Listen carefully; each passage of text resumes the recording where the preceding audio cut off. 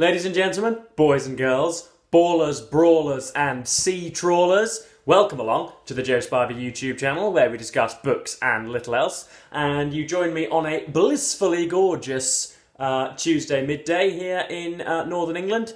The sort of north wave that is, or sort of the northern jet stream that is coming down may well have plunged us into the minus temperatures, but that has also meant that there are largely cloudless skies and sunshine, which on my morning walk showed me that even the societal villains, even the bad guys, are very, very happy today. The crows are smiling, the belligerent and disillusioned pensioners that usually just spit at you were offering me good morning oaths. And the sort of recalcitrant gremlins, otherwise known as school children, were doing their cycling proficiency just round the corner. Whoever the hell implemented that plan on a frosty morning needs to be sacked, but they were bombing about on their little bicycles, so I am very, very happy. Also because as I came back from the weekend at my father's, I found that the bookcase fairy had been here at my riverside apartment, which meant that I spent the majority of yesterday filling that in an alphabetised and orderly manner with all of my books that I have here. And nothing shows you the interconnectivity of the world quite like making an alphabetised selection of your own books. There I was, A, B, C, D, just smashing through it, gathering everything I had. All was swell and excellent, and I felt like the most efficient administrator ever conceived of. And then just as you're on letters F and G, bit of Fitzgerald, bit of Gaskell, you know, the lot, you turn around and there, of course, are some poetry collections by Elizabeth Barrett Browning, the Byron collection that you hadn't got there, which for some reason you had not seen 5 minutes ago. I don't know what level of Newtonian physics or Einsteinian, Newtonian laws or Einsteinian physics they were dismissive of, but 5 minutes ago you looked in that area of the world and they weren't there. All of a sudden they are, and now they're squealing at you like Cornish pixies to be put onto the bookshelf, and so you then have to rearrange everything. You have to move 7 or 8 different bits in order to fit them back in. Nothing shows you just how interconnected the world is quite like rearranging your big bookcases. But yes, nonetheless, on we progress. Just a little bit, one more bit of housekeeping. I saw Chris Williamson, our gilded, excellent and much acclaimed and much esteemed YouTuber, interviewing for 3.5 hours. That is about 200 minutes for all concerned.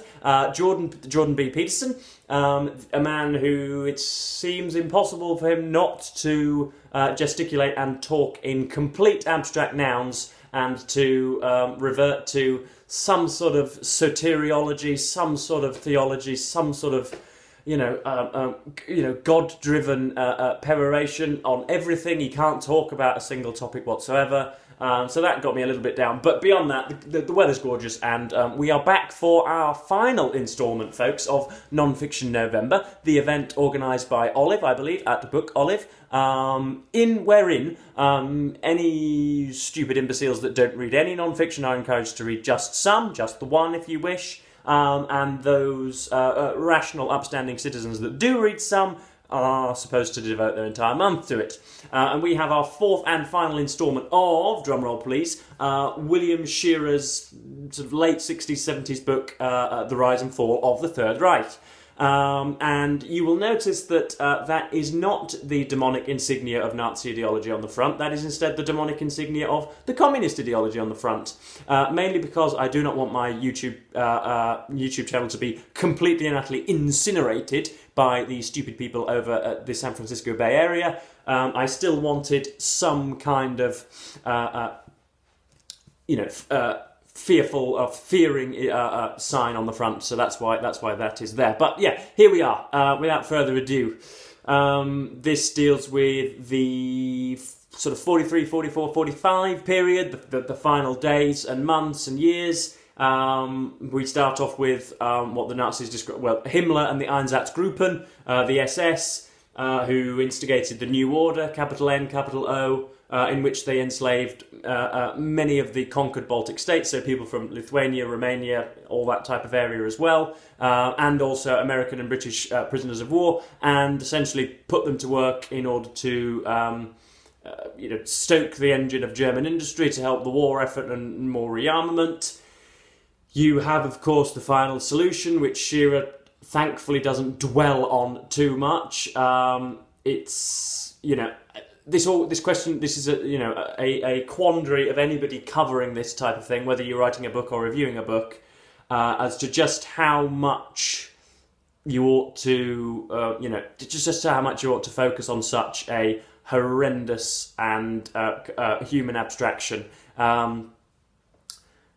Although, as I say, to not mention it would be to deprive the work of much of its intended malevolence and to somewhat absolve or extirpate some of the horrid malefactors of the Nazi regime. And so he just mainly talks about Auschwitz and Dachau, which at one point were killing 6,000 Jews on a daily basis. And there are chilling competitions to make such killing more efficient. Much of the German private sector, some particularly horrid groups that want the want the commercial rights to be able to make the chambers watertight and to be able to make the Zyklon B gas that will put the Jews to death. It's absolutely frightful and despicable, and it's just a really, really, really horrifying and stultifyingly bizarre thing to read. And you also have they made non-Jews, as I mentioned, any Lithuanians or Romanians that were just captured were made also to dig holes, and then you have bizarre accounts, nicely included by Shearer, which tell of any of the Gauleiters who made their corporals stand up and shoot people who just dug their own pit, but they would make them shoot collectively so as to somehow do its best to make sure that they didn't feel as though they were being blamed for it, to really renounce individual blame, which is again really rather chilling, because all of a sudden you have a little bit of a moral compass thrown in there for people that are doing horrendous acts. But anyway, on a sort of slightly wider scale, you have Benito Mussolini, who is sort of ousted by a little bit of a coup, and the Nazis put him back on his throne. They give him back power. They intervene, not because of any sort of intellectual fellowship, but just largely because they rightly fear an Allied invasion from from the south through the boot of Italy, and so they put him back on his throne. But he's a shadow of his former self, and Shearer goes really hard on Mussolini as being just a little bit of a puny, pestiferous tyrant. Then, through a mixture of struggles in the east against Russia and through the western bombing of largely rural areas, and also the abysmal defeat in North Africa, it becomes a matter of analytical consensus that Germany are going to lose the war. This is sort of the late 43, early 44. It's folly even to consider anything otherwise, apart from hell-bent, maniacally driven people such as Hitler and Albert Speer all believe that all is lost. And so you have there have always been conspirators, as we've discussed. There's General Beck. But then you have an interesting gentleman called Klaus von, I think it's Stauffenberg is his name. The conspirators are a motley crew. You have virulent, outspoken anti-Nazis, long-time anti-Nazis from the beginning, and then you have just strategically disillusioned middlemen who find that who don't derive any shock value or any disgust from the monstrosities that the Nazi regime has brought upon millions of people, but simply because their mother country is going to suffer a prospective defeat, they then join with the virulent anti-Nazis. And so you have many plots using what are they called? Are they called overcoat bombs or something? You pop a little bit of a bomb into a big jacket and try and blow up Hitler or some of his SS generals, or anybody else who is predominant in strategic planning. And there's one put on Hitler's plane. It doesn't go off. It's all it just doesn't work. And then you have at the what's the place called, Wolfschanze or something in East Prussia in, I want to say, July of 44. not July, can't have been July of 44. It must have been earlier in 44. Anyway, there is one of the final meetings discussing strategy in Berlin and in strategy in Germany and strategy in Russia and strategy in Normandy.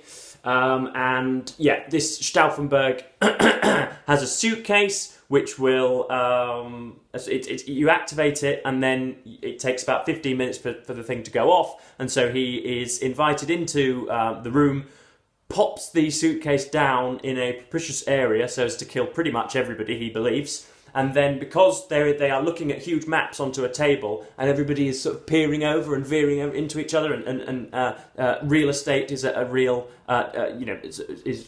difficult to come by. Everybody's shuffling about, and one of Hitler's generals or advisors knocks the suitcase a little bit further away than it ought to have been. And Stauffenberg leaves the room. Nobody suspects him of anything. He just, says he's, going to the toilet, or he needs to get out, needs to have a conversation with somebody. And it goes off, and he sees it from a couple of hundred yards away and thinks, everybody has to be incinerated and dead. Nobody can have survived such a thing. The roof's caved in, the lot, they're all dead for miles around. It's terrible, it's awful, I've succeeded. Rings Berlin and is convinced that Hitler has died, and then of course, because a coup has been put into place, and the preliminaries for a newfound government which will consult with the West has been established and as I say, brought into being, and then heaven forbid Hitler essentially gets bad eardrums and 20 splinters in his leg, but beyond that survives. A few people do die, but it's not nearly as damaging as Stauffenberg believes it to be. The conspirators do things very oddly. They try and negotiate a prospective deal with the West, a peace treaty, before they've killed Hitler, before they've ousted Hitler and Goering and Himmler. So before they've gone about doing the primary thing that would bring about the decline of the Third Reich, they've somehow tried to get a deal with the West, which I thought was bizarre, and Shearer does too. Then you've got the Normandy landings of June the 6th, 1944, the amphibious invasion of France. I had the pleasure in year 9, so a long, long time ago now, of going to Normandy, and beaches essentially in my local area are not much longer than about 30 feet long. So you think, that can't have been, your boat lands and, all right, there's a few machine guns coming at you, but, if there's a couple hundred of you, it should be easy just to get across. The beach is massive. It easily is half a mile wide. It's the tide may well have been out, but when we were there, it was, the land was the horizon if you were stood at the coastline. It's just such a vast, interminable beach, and quite what it must have been like to disembark from that boat and have, some member of Jerry just releasing whatever it is, like 1,000 rounds a minute at all of you. It must have taken stupendous bravery, as I suppose everything else did at Stalingrad as well. So there's an advance from the West into France, and Hitler sort of retreats to his bunker, which is about 50 feet underground, and he's just again surrounded by yes men. You have Goebbels, who starts reading him tales of Frederick the Great, and you can always tell one thing that unites any conspiracy theorist, anybody who disseminates some sort of far-flung, unbelievable, supposedly all-encompassing ideology. One thing that unites everybody that does that is paranoia, and a belief in horoscopes and in fertiloquence and in fate. And so Goebbels starts reading Hitler Frederick the Great, either his diaries or a book of him, and a last-minute insuperable hurdle is suddenly swept aside, and so Hitler takes great satisfaction in hearing that, and is somehow boosted just by the nature of a story, much like a child would be. Goebbels then puts out a very clever piece of propaganda which touts a possible retreat to a final stronghold of Hitler and a very powerful group of the German army to Bavaria, to Berchtesgaden, where Hitler has spent most of the war. And Shearer tells us that is the only reason that Eisenhower exercises a little bit of caution and doesn't march on Berlin. He says that it could well have been the Americans that would have liberated Berlin had not this message gone out and had they held back. As it is, the Soviets come in, and day by day, the hours are going down, and everybody's getting, they're getting closer to the bunker. The Chancellery is being blown up. It's all going to hell in a handbasket. Himmler and Goering start to be a little longer sighted and try to erase all of the malevolences of the regime, or lots of the malevolences of the regime, or at least try to dump responsibility onto others' shoulders. And then, Himmler tries to strike a deal with the West. Goering is in second in command, but when Hitler's final will and testimony is dictated, he gives it all. Well, he gives the chancellorship to Goebbels, and then the other gentleman who's in charge very briefly. I can't quite remember his name. I'm sure you'll tell me in the comments, you historiographers. But yes, and then that is it. Hitler shoots himself in the head. Eva Braun takes a a cyanide pill, I believe, and Goebbels then, 24 hours later, does the same thing, not just to himself and his wife, but to his numerous children as well, which I thought was one of the most hateful things he must have ever done, because surely you would imagine the Western Allies, or indeed the Soviets, wouldn't have just strung up 3 or 4 children. All right, it might have tarnished their reputations, and they might not have had a prosperous life as they might have had, but I don't see the reason for you to kill your children. I think they could have had a fruitful existence in a peaceful Europe. But anyway, that part disgusted me specifically. Then that's about it. That is the rise and fall of the Third Reich. I went down a Wikipedia rabbit hole, as is my wont, and looked at the Sonderweg, which I think literal German translation is the special path, which is the aspects of German historiography which have zoned in on, the German catastrophe of 33 to 45, and whether it was an inexorable, fate-driven path down to, this tyrannical regime, or whether there were, specific, peculiarly German characteristics which led to this. In the 19th century, apparently Sonderweg was a really positive term. The Germans regarded themselves as sort of more productive and a little fairer than the autocracies in Russia, and yet weren't as lenient and namby-pamby and flippant as some of the Western democracies of Britain and France, the ineffective, decadent democracies that they seem fit. So that was all positive. And now, since, the German, what would you call it? I mean, Douglas Murray rather flippantly called it a blunder and, mucking up. But since the time of Hitler's premiership, there have been many, many theories espoused as to just why it is that it happened in Germany and not in anywhere else. I happen to believe that Hitler was a very persuasive... Scherer himself had to erase some of the positive remarks that he wrote in his diary about Hitler early on. He was a particularly charismatic speaker who played on some long since embedded prejudices that were rife and rampant in Europe. The quantity theory of anti-Semites. Everybody's got people that misguidedly and stupidly hate Jews, and so I don't think it was much of an issue peculiar to Germany. He says, I've just got the quote written up there. What does he say? Scherer says, the course of German history made blind obedience to temporal rulers the highest virtue of Germanic man and put a premium on civility. I wrote that quote down because I was trying to get it in my head in the last 10 minutes before recording this video, but couldn't do it. But yes, that's the rise and fall of the Third Reich. A little stodgy. I've had a chat with a few booktubers and other people that have read this thing, and they said it's not supposed to be some kind of bastion of historical integrity. It's not supposed to be a minute-by-minute advised retelling of the facts. It's meant to be... I was both deflated and overawed after reading this, because, of course, it's essentially as long as War and Peace. It's the longest thing I've ever read, so I felt immense pride having gotten to the end of it. But yeah, the start was excellent, the end was excellent. He does some... I'm hardly going to read anything out, but he does some great summaries just towards the end from Goering and Himmler. If I can just... so it's a wonderful plot summary of this. This is the hateful Hitler who has just gone completely around the twist. I think modern doctors would have diagnosed him with Parkinson's, or just, he was on amphetamines and all sorts of barbiturates and ridiculous things that were altering his behaviour.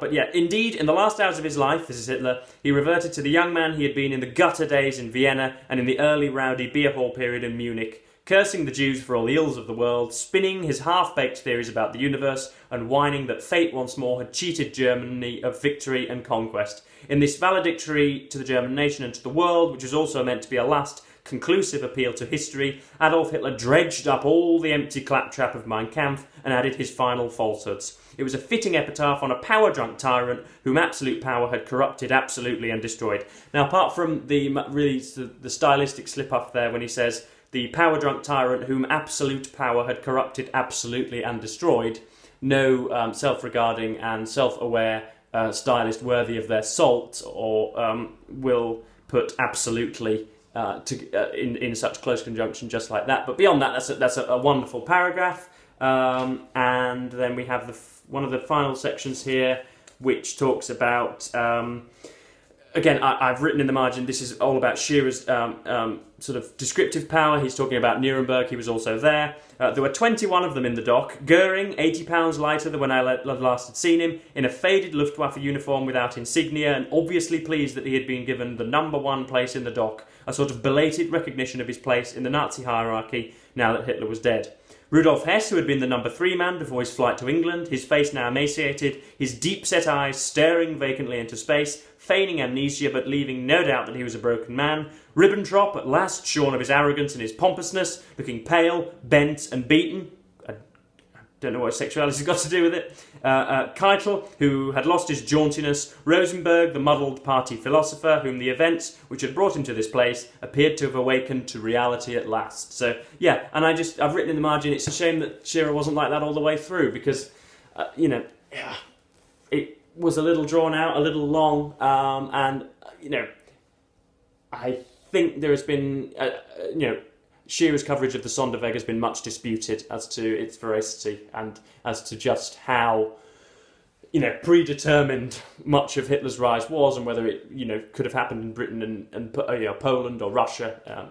Obviously, I believe it could have done. But yes, that's Shearer's Rise and Fall of the Third Reich, the largest book I've ever read, and I've had the privilege to cover in 4 parts for you guys. Hopefully you've enjoyed the series. I'm going to be doing just random reviews over from now, starting with Virginia Woolf's Orlando for December. And also, seeing as I've now got a bookcase full of, tasty stuff, I am going to be able to give you a little bit of a bookshelf tour. So yes, but that's been me for now. I'm just gabbering on at the moment. So yes, thank you ever so much for watching BookTube, and goodbye.